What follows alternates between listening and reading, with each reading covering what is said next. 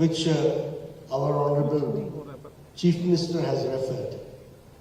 And he talked about the stability which has been brought in the past 5 years.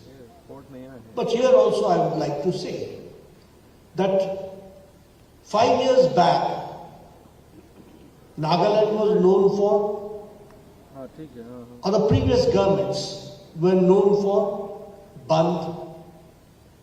Previous governments were known for blockade. Previous governments were known for insurgency. Previous government was known for abduction. And previous government was known for targeted killing. And Y. Patton gave a very vivid description about his days in Kaziranga. He gave a very vivid description. This I didn't know. This was a news to me. But yes, that was the factual situation. But here, under the dynamic leadership of Nefurio Ji, we were able to have a stable government here in Nagaland, and now we can say that Nagaland is a place of peace and prosperity and development that we can see.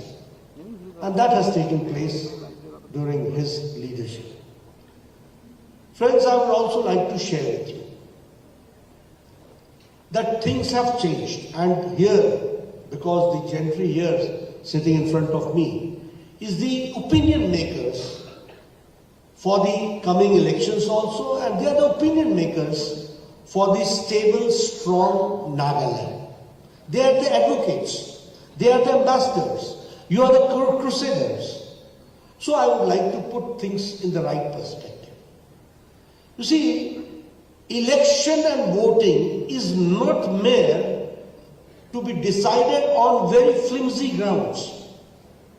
It needs a very serious deliberation to come to a conclusion that who should take up the reins of the power. And when I say so, I also share with you that see the situation of the world. America at this point of time is facing financial crisis. Europe's financial situation is not good. China's financial situation, God knows, because the world does not know. The other countries also are in the same situation. But we can say that the growth rate of India is going forward, and India's economy is the fastest growing economy in the world. That is what we can say. So we have to realize that when the right person is there and the right decisions are taken, right results come out. And I would also like to share with you that when in the COVID crisis, our opposition was shouting and they were talking about that right type of investment should be done, Prime Minister Modi was absolutely very clear. He said that our investment will be in corona management. Our investment will be to see to it that the people do not sleep hungry. Our investment will be in the country's infrastructure. Our investment will be to invite world's investment in the country. And today, because of this, I can share with you that India's growth rate is at 6.1%. And the China's growth rate is 5.2%. And America's growth rate is 1.4%. And France, that means the Europe, growth rate is 0.7%. So this is the result which has come out. I'm sharing all this with you because you should understand that right decision at the right time takes the country forward and it takes a lead. And when we take wrong decisions, it is the situation comes like it happened in Sri Lanka, like it happened in Pakistan. It's happening in Pakistan. You can jolly well understand what is going on in Pakistan. And there are many other countries who will fall in line in the same way. but India is going forward in a very strong manner. Friends, I would also like to share with you, when I talk about the world economy and the vis-a-vis India, here I would like to share that the Britishers ruled us for 200 years. Not far off from this Nagaland place, Calcutta was the headquarters of East India Company, which later on took over as the British Raj. They ruled us for 200 years. But today we have the proud privilege to say that India, which was in 2014 a 10th largest economy, today it is the 5th largest economy, and we have defeated Britain, and we have come forward. That we have to understand. If I talk about the pharmaceuticals, you will be happy to know that the most cheapest medicine India is producing and the most effective medicine India is producing. And it is told as the pharmacy of the world. And you will be happy to, I would like to share with you that India is exporting medicine to 200 countries, 200 countries. This is the situation. If I talk about the chemicals, you will be happy to note that the chemical production has increased by 106%, and exporting chemicals has been done to 175 countries. This is India. जब हम बोलते हैं ना बदल रहा है, ये बदला है, ये बदलाव हुआ है, that we have to understand. In steel manufacturing, we are number 2 now, only next to China. If I talk about mobiles, you all have mobiles. In 2014, the mobiles, 92% of the mobiles used to be imported, and it was not being manufactured here. But today, 97% of the mobiles are being manufactured here in India. And even now you will find in Apple smartphone, it is written made in India. This is the change which has taken place. And all this I'm sharing with you because these are the benchmarks which talks about the Indian economy under the dynamic leadership of Prime Minister Modi. If I talk about automobile industry, I'd like to share with you, when I was in China, I was told that vehicles means American vehicles, Plymouth. Vehicles means Japanese vehicles. That means Datsun and Toyota. But today you will be happy to note that we have surpassed Japan, and we are the 3rd largest automobile industry in the world. That we have to understand. And only 2 countries are ahead of us, China and America. Rest we are the 3rd. This is the situation, this is the change which has taken place, and we have to understand. In the consumption of energy is one of the benchmarks to understand the development of the nation. You will have happy to know that India is the 3rd energy consumption behind China and US only. And in renewable energy, India ranks 4th. And we are behind China, Europe and US. So you can, because consumption of energy and renewable energy is the benchmark to understand the development of the nation. And so this we'd like to share with you. Friends, under the dynamic leadership of Prime Minister Modi, and which has been also taken care by our dynamic Chief Minister, Mr. Rio, and support by Y. Patel, I'm happy to share with you that India has been one of the best countries in COVID management. Even today, America, the vaccination has reached only 76%. In Europe, it is not more than 67%. But in India, it is 100% vaccination has taken place. And double dose with booster. You all are sitting here very close to each other. Nobody is wearing mask. This is only possible because Prime Minister Modi has given you a Suraksha Kavach. A Suraksha Kavach means a safe, yantra, an instrument which gives you an opportunity to be away from corona. That we have to understand. And you will be also happy to note that it is the indigenous vaccine which has been brought, and this indigenous vaccine we have been able to give this indigenous vaccine to 100 countries under vaccine matrix, and 48 countries have been given free of cost. So now India is not the country which is asking for something. India is a country which is now giving to the world. That we have to understand. हम देने वाले भारत हो गए हैं, ये भी हमको समझना चाहिए. And I would like to share with you that how India has changed.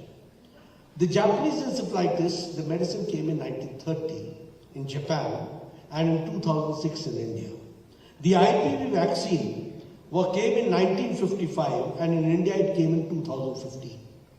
But when Corona came, the task force was established in 2020, April 20, and in 9 months, Prime Minister Modi enthused the scientists, supported them financially, and we could make 2 vaccines within 9 months, and within a period of 1 year, we had total 100% vaccination. That is the fastest and the largest vaccination program which has taken place. This is the situation which has come. And I'm also very happy to note that all the people in Nagaland, under the dynamic leadership of Ryoji, had double dose along with booster, and we could take that national immunization program in the best possible manner. Friends, as far as the tribals are concerned, the Prime Minister Modi has got a great respect for the tribal culture, for the people of tribal, and we want to see to it that they should not be left behind. They should be brought into the mainstream.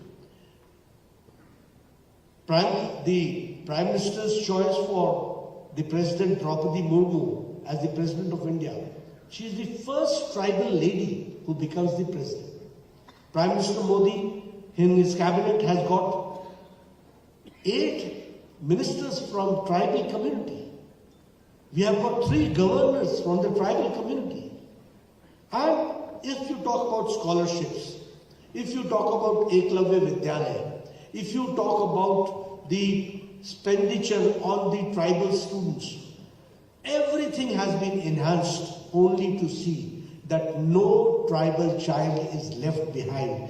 Mainstreaming should take place and it should be developed in that holistic manner. That is what I would like to share with you. Friends, when I talk about, and Mr. Ryoji has also talked about, but when I talk about Nagaland, I can share with you that in 2006 and 14, Northeast witnessed 8,700 violent events. That was Northeast. And in comparison, after 2014, the reduction has been 74%. And all this has been done under the dynamic leadership of Mr. Rio, supported by Mr. Pai Patton, that we have to understand. If I talk about the Eklavya schools, the 217 crores were spent, but now 1,400 crores are being spent for Eklavya schools. If I talk about the tribal student expenditure, it was 11,000 crores. Now it is 42,000 crores. If I talk about the scholarships, it was 970 crores. Now it is 2,500 crores. If I talk about the tribal sub-plan, it was 21,000 crores. Now it is 86,000 crores. So you can understand how much has been focused and priority has been given for the people staying in the tribal area and for the tribes, how much mainstreaming has been done. Friends, if I talk about Nagaland, I can say that 3,235 crores have been given for the highways in Nagaland. I would also like to share with you that 55 works of a length of 1,063 kilometers at the cost of 11,711 crores has been approved for Nagaland. This is national highway. If I talk 667 kilometers national highway network has been added in Nagaland in the past 6 years, which comes to an enhancement of 76%.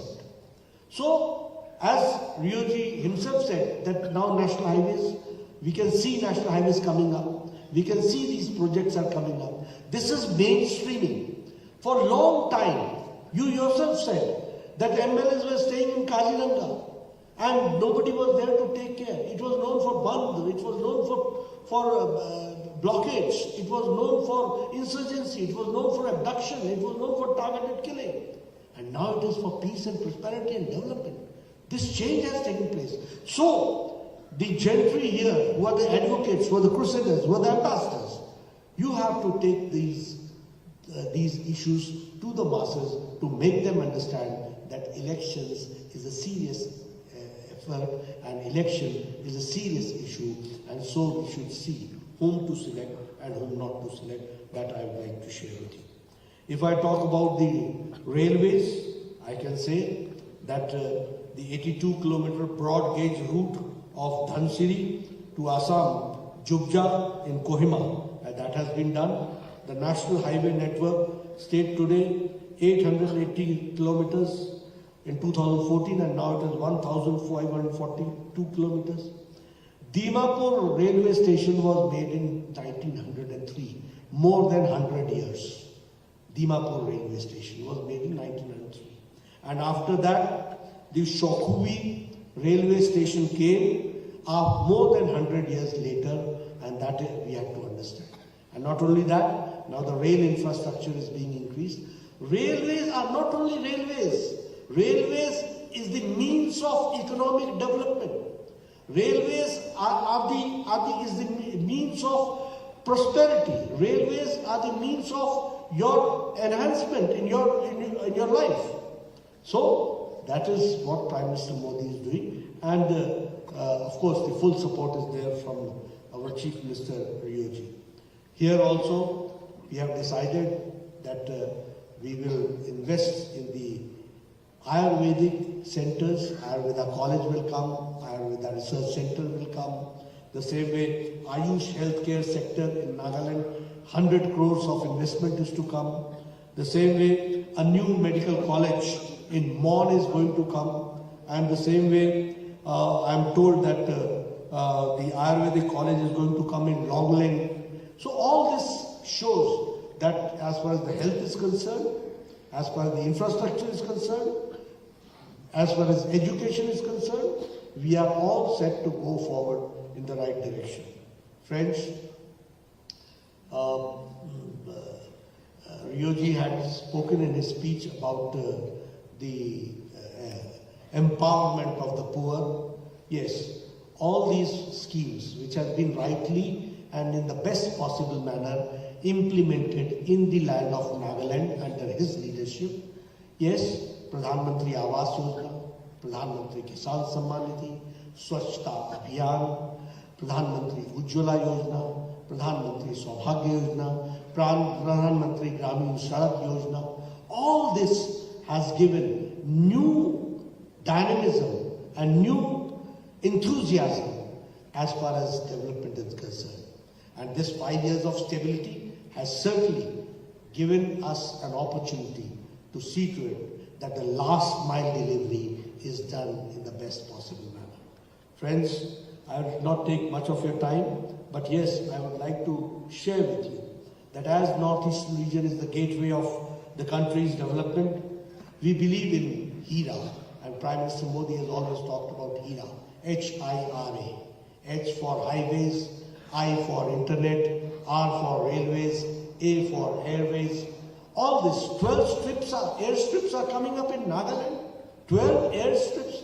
You see, after 5 years, what Nagaland will become, what opportunity Nagaland is going to get for tourism.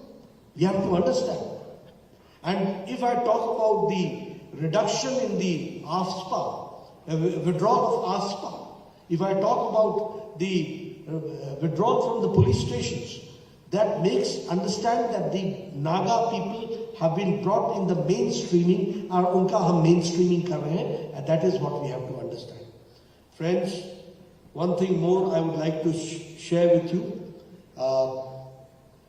Under the dynamic leadership of Chief Minister Rio, we are going to go forward for the next 5 years. And I came on 15th of September. Today, I am here for this NDPP BJP campaign launch. But my commitment I gave to CM Saab Rio on 15th of September here when I came in Kohima, and I told him, come what may, we will go together and we will go in the 2040 ratio that we are going to follow. And here I'd like to share with you that lot of efforts have been done. Prime Minister Modi is very enthusiastic about the solutions of Naga issues, and Amit Shah has tirelessly worked with Mr. Rio, the Dynamic Chief Minister, and Mr. Patton and Mr. Imna. All are witness to it that we have tried our level best. It has come to the final stage. In coming times, we will go forward in that direction. And yes, for the Eastern Nagaland, the issues they have discussed, and whatever the commitments have been given by the Home Minister, that we will follow in letter and spirit and see to it that we have to fulfill that also. So we stand committed. And Bharatiya Janata Party is a national party, and we have to understand it is Bharatiya Janata Party which only understands the national commitment with regional aspirations. No other political party understands. And that is why, here I would like to share with you, there are many people who come from the political science background, and there are many people who have got keen interest in politics. You will have to understand that in Tamil Nadu, Congress had chief ministers like C. Rajagopalachari, Congress had leaders like Kamraj, but 60 years earlier, they were thrown off, and for the last 60 years, there's a regional party. Why? Because the national party could not understand the regional aspiration. Here also, you had a Congress party for a long time. Am I correct? But now, nowhere to be seen. Why it happened? Because the national party could not understand the regional aspirations. In West Bengal, how did TMC come and Congress party go? How could CPM come? In Uttar Pradesh, the population is 24 crores, and you don't have, other than Bharatiya Janata Party and National Party, rest are all regional parties. Mayawati, regional party, Samajwadi Party, regional party. Why? Because BJP could only understand the national commitment with regional aspirations. And here also, we, under the dynamic leadership of Prime Minister Modi, we understand with our national commitments, but we also understand the regional aspirations of the people of Naga, and we want to bring it and assimilate it and go forward, and mainstreaming has to be done. So this is what we would like to share with you. And Mr. Rio has been a very sober, very seasoned, very mature politician who has been also working as a statesman, and as he is a statesman, he has taken care of all small and big sentiments of the people of Nagaland, and we assure you full support from our side, not only during elections but after elections also. For every times to come, we will stand by you, and we'll see that a strong Nagaland goes forward with the support of the central government, with the support of Prime Minister Modi, and under your leadership. Thank you very much for being here.